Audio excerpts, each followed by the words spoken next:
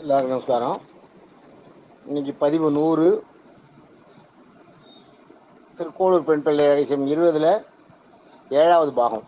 அதாவது விஸ்வாமித்திரர் கதையில் உள்ள வர கதை இது. விஸ்வாமித்திரர் கதையில் நம்ம விஸ்வாமித்திரரோட அவரோட பிறப்பு வளர்ப்பை பார்த்தோம்.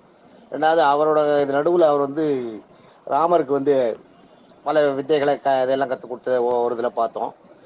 அப்புறம் திரிசங்குக்கு சொர்க்கத்தை கொடுத்ததை பார்த்தோம். அடுத்தது இப்போ ஹரிச்சந்திரனை அவர் எப்படி எவ்வளவு கஷ்டப்படுத்துறாருன்றது அடுத்தது ஹரிச்சந்திரன் கதை. இதுக்கப்புறம் இன்னும் ஒன்று இருக்கு. இந்த ஹரிச்சந்திரன் கதைக்கு அப்புறம் இன்னொரு கதை இருக்கு. அதோட விஸ்வாமித்திரோட இது முடிஞ்சிடும். சிஷ்யவாயால பிரம்மரிஷின்ற அந்த பட்டம் வாங்கின உடனே அதுக்கப்புறம் இமயமலை சைடில் போய் காட்டில் போய் அவர் அப்படியே காலமாயிடுறதா வரலாற்று குறிப்பு இருக்கு. அது இருக்கட்டும், அது அப்புறம் பின்னாடி வரும்போது சொல்றேன். இப்போ விஸ்வாமித்திரர் மறுபடியும் தவம் பண்ண போயிடுறார். அவர் அப்படியே இருக்க காசிராஜனோட மகள் மதிவாணின்னு பேர். காசிராஜனோட மகள். இந்த மதிவாணியை கல்யாணம் பண்ணிக்கிறதுக்கு காசிராஜன் என்ன வெது வைக்கிறான்னா, கல்யாணம் பண்ணிக்கிறதுக்கு அப்பெல்லாம் சுயம்பரத்துல போட்டி தான். போட்டி வைக்கிறான்னா சிங்கத்தை கூண்டுக்குள்ள ஜெயிக்கணும். சிங்கத்தை வெளியில இருந்து ஜெயிக்கிறது வேற, கூண்டுக்குள்ள ஜெயிக்கணும். கூண்டுக்குள்ள உங்களுக்கு மூவ் பண்றதுக்கு இடமே கிடையாது. ஒரு செகண்ட்ல கூண்டு அது சிங்கம் பாஞ்சு தாக்கிடும். கூண்டுக்குள்ள யாரு சிங்கத்தை ஜெயிக்கிறானோ அவனுக்கு என் பொண்ணை கல்யாணம் பண்ணி கொடுக்குறேன். எல்லா ராஜாக்களும் கூட்டுக்குள்ள போறதுக்கு பயப்படுறான். வெளியில இருந்து சிங்கத்தை வந்தா கூட எப்படியாலும் கத்தி கத்தி வாள்கள் வச்சுட்டு இது பண்ணுவா. கூண்டுக்குள்ள வெறும் கையால சிங்கத்தை ஜெயிக்கணும்.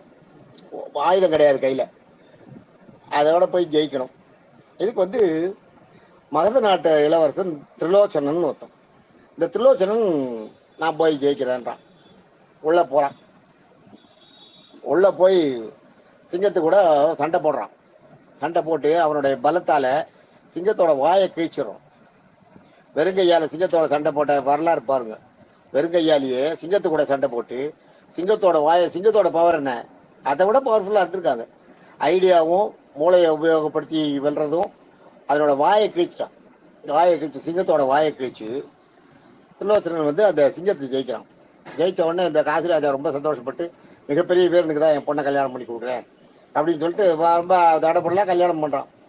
இதுல அவன் கிடைக்காத அந்த ராஜாக்கள்லாம் வெளியில நிறைய இளவரசர்கள் போனாங்க பாருங்க. அவங்களுக்கெல்லாம் உள்ளுக்குள்ள வயிற்றுச்சல். இப்படி கிடைக்கலையே, இப்படி ஆயிட்டாலே. அந்த மதிவாணி அவ்வளவு அழகு, அவளை கல்யாணம் பண்ணிக்கலான்னு வந்தோம். இந்த மாதிரி ஒரு போட்டியை வச்சு அது சிங்கத்துக்குள்ள கூட்டுக்குள்ள யார் போவா, ஆனா இவன் போய் ஜெயிச்சுட்டானே, இவன் அந்த பொண்ணுக்கிட்ட தனக்கு கிடைக்காத இந்த மதிவாணி அவனுக்கும் கிடைக்கூடாதுன்னு இந்த இளவரசர்கள் எல்லாரும் சேர்ந்து ஒரு திட்டம் போடுறான். எப்படியாலும் இந்த மதிவாணினை காலி பண்ணிடணும், இவனை திரிலோச்சனனை காலி பண்ணிடணும். இந்த மாதிரி நமக்கு கிடைக்காத மதிவாணி யாருக்கும் கிடைக்கூடாது. அவன் ஜெயிச்சுட்டானான்ட்டு கல்யாணம் எல்லாம் ஆன அப்புறம் என்ன பண்றா, கல்யாணம் ஆயிட்டு அவன் அந்த புள்ள வீட்டுக்கு போவா இல்லையா.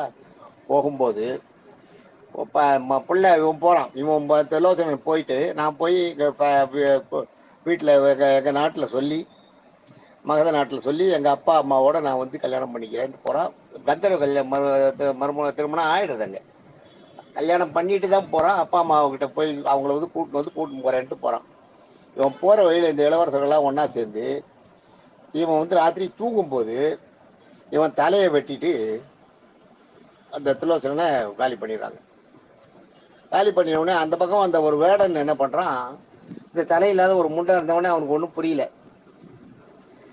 வச்சு ஒரு நிறைய சுள்ளி கிள்ளி எல்லாம் எடுத்து கொட்டி அதை வச்சு அந்த வேடன் போன விரும்ப கிடக்க, தலையில்லாம இருக்கு, யாருன்னு தெரியல, எடுத்து வச்சு கொளுத்திடுறான். இந்த வெட்டின தலையை எடுத்துன்னு போனா இந்த இளவரசர்கள் என்ன பண்றாங்க, எடுத்துன்னு போய் இந்த வெட்டின தலைய இவன் இருக்கா பாருங்க, இந்த மதிவாணி, எங்களை நீ கல்யாணம் பண்ணிக்க மாட்டேன்னு நீ உங்க புருஷனோட தலையை பாருட்டு அவன் இருக்க ஏரியால போட்டு போயிடுறாங்க. அந்த படத்துல மதிவாணி அதை பார்த்த உடனே ஷாக் ஆயிடுறான். புருஷன் செத்து போயிட்டான்னு தெரிஞ்சு போயிடுறது. ஓடுறா எங்க இருக்கான்ட்டு தேடிக்குது. போய் நெருப்பு பாயிருது, நெருப்பு எரியுது. நெருப்பு எரியும் போது அந்த ஒரு இடத்துல சுடுகாட்டுல புனை எரியுது.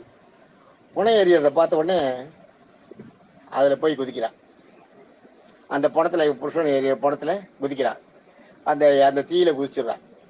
தாழ முடியாத துக்கம். அப்ப எல்லாம் உடன்கட்டை ஏறுதுன்றது கம்பல் பண்ணல, அது இல்லாதே இருக்கு. அந்த கதையை நான் சொல்றேன் அடுத்தது உங்களுக்கு.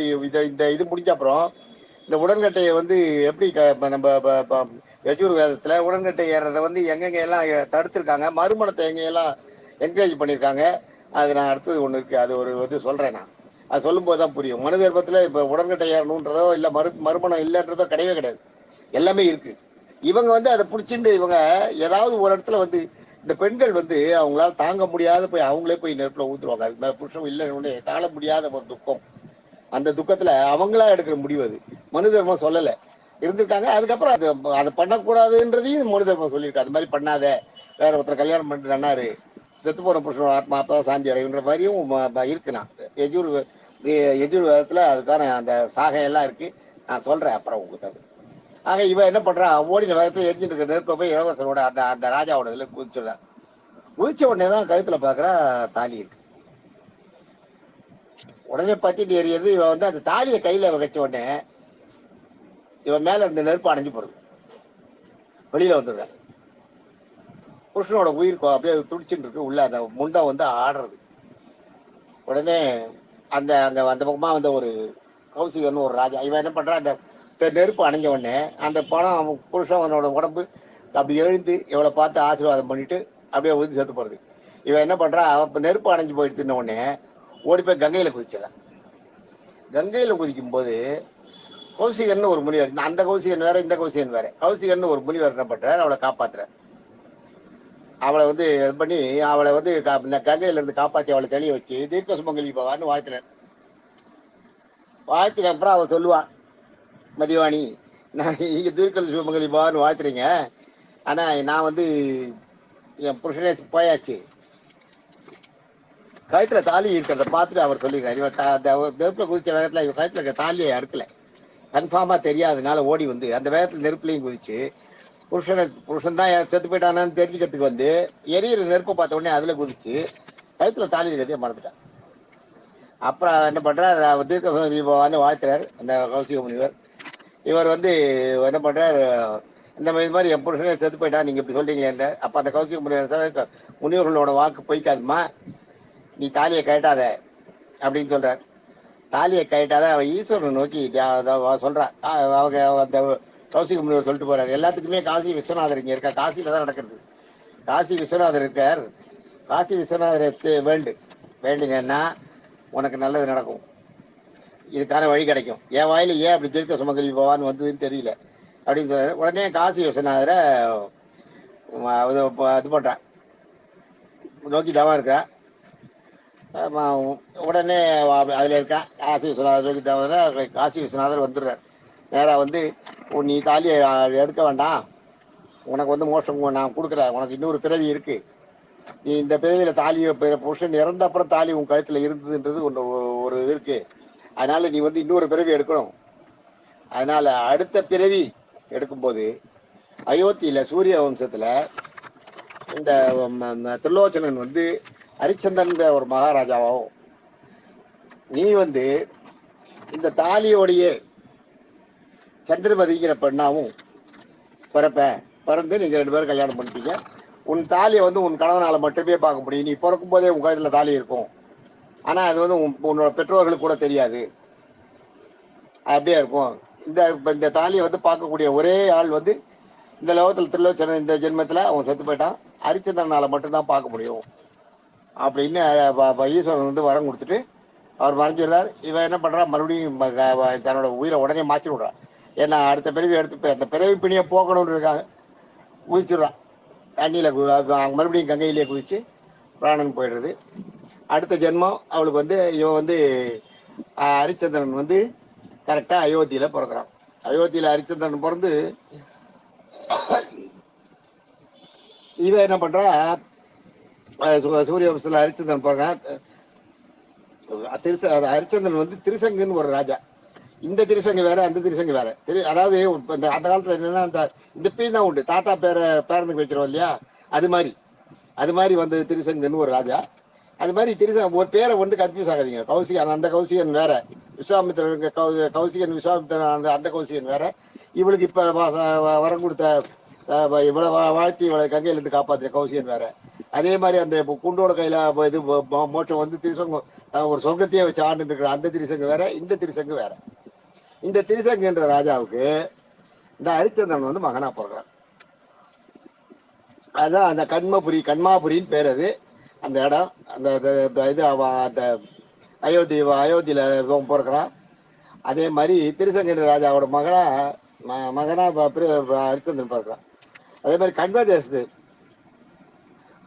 மாதேய தேசத்து அரசன் மாதேய தேசத்து அரசன் மகளா சந்திரமதி பிரிக்கிறான். சந்திரமதி பிறக்கிறான். இப்ப இந்த கண்மாபுரின்ற இடத்துல பிறக்கிறா. மாதேய தேச அரசனா கண்மாபுரின்ற அந்த ராஜ்யத்துல மாதேய தேசத்து அரசனா சந்திரமதி பிறக்கிறா. அந்த கண்மாமதி தான் இப்ப கான்பூர் பாருங்க. அந்த கான்பூர் இப்ப இருக்கிற கான்பூர் வந்து அப்ப கண்மாபுரியில வந்து அவ கான்பூர் இப்ப அதுல பிறக்கிறா. அங்க பிறந்து அந்த மாதேய தேசத்து ராஜாவுக்கு பொண்ணா பிறந்து வளர்ந்துட்டு இருக்கா.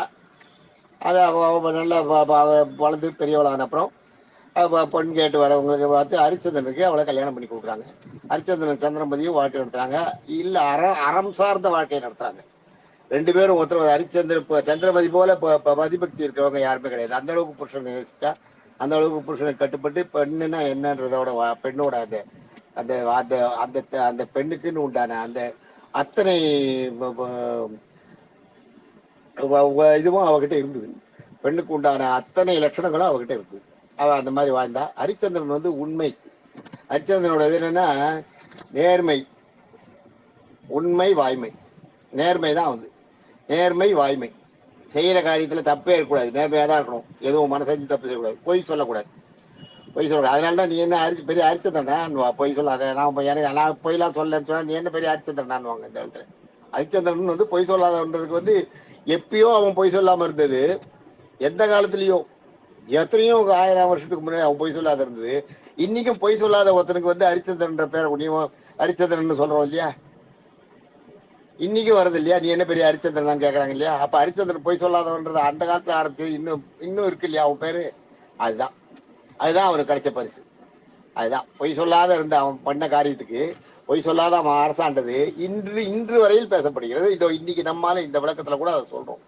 ஹரிச்சந்திரன் வந்து உண்மையே பேசினான், உண்மையே பேசி வாழ்ந்தான். மீதி கதையை நாளைக்கு பார்ப்போம். தேங்க்யூ.